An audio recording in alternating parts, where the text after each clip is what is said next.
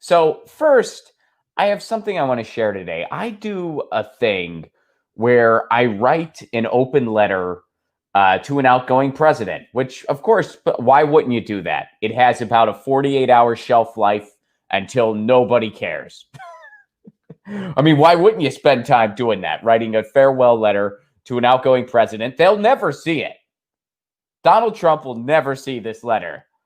But why not do that? I do that. I write farewell letters to outgoing presidents. I will write one for Joe Biden whenever, if he makes it all 4 years or not, whenever he's out. I've never had to write one where somebody left before their term was up. Who knows what's going to happen with Biden since he is older. But whenever he leaves, I'll write a farewell letter to him. But here's my farewell letter to Trump. I wanted to share it with you guys. And by the way, if you enjoy this and you want to read more of my writing, you can subscribe to my Substack. It is just ronplacone.substack.com. I'm trying to publish more pieces. I didn't do as much of just regular column writing or blog, whatever you want to call it. I never did a ton of that, but I'm starting to do more of it, and I'm starting to publish things regularly on my Substack, and you can also get all that content on Rockfin as well. But anyway, here is my farewell letter to Donald Trump, and I'm pulling it up so y'all can follow along too.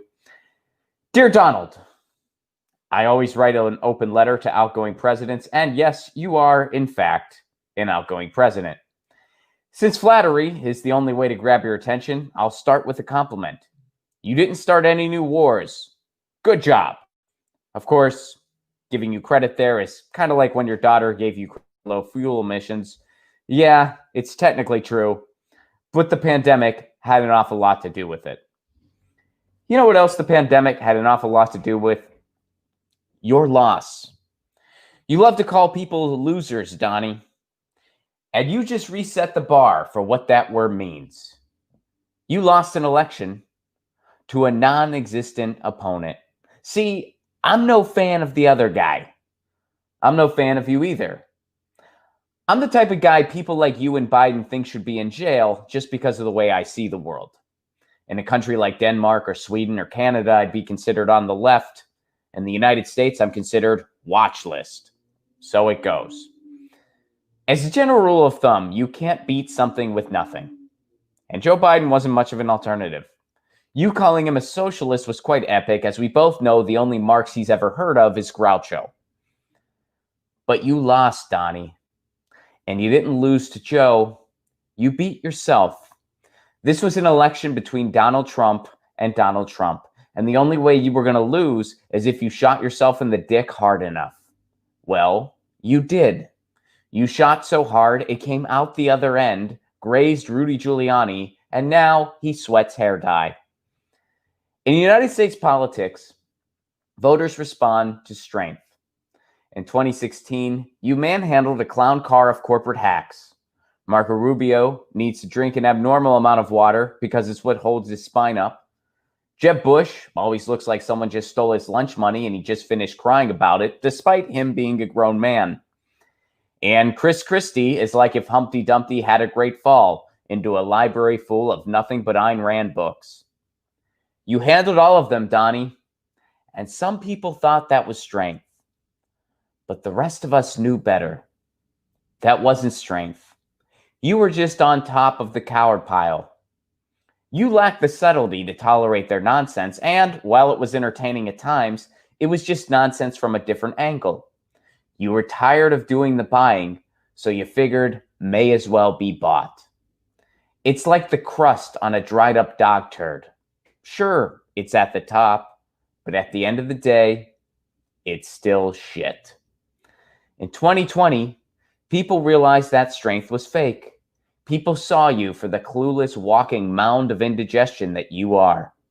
You tried to scare them about socialism, but they were more scared of your incompetence. So much so that Joe Biden got a record amount of votes. Joe Biden is like if an unpaid parking ticket from the 80s was a person. He has enough skeletons in his closet that he's always ready to decorate for Halloween, and his only loyalties lie with Comcast, war, and fracking. Making him president now is like giving Gilligan the wheel in the middle of the Bermuda Triangle during a hailstorm while Poseidon is on the prowl and angry, and voters still preferred that over you. Because they saw you for what you are and have always been. You were born with a silver spoon, and all you had to do was not shove it up your ass. And you couldn't manage that, even after multiple tries. The most repulsive of your base will slither back from wherever they came from. And as a country, we now have a greater awareness of what lurks in our sewers, although for the most part, it's nothing we didn't already know. Thanks for some laughs during the debates, and literally nothing else. So long, loser. That's my farewell letter to Donald Trump. And when I write one to Biden, I'm not going to be able to use any of the stuff I already said about him. I'm going to have to come up with, I'm sure there will be plenty to talk about by the time it's time to write one for Joe Biden. But that's my farewell letter to Donald Trump.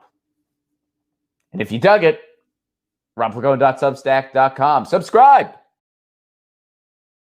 Get your news on with Ron. Don't you want to know what's going on? We're getting our news on today. Get your news on with Ron. Don't you want to know what's going on? We're getting our news on today. You can tweet me an article at Ron Placone. We'll go through it together and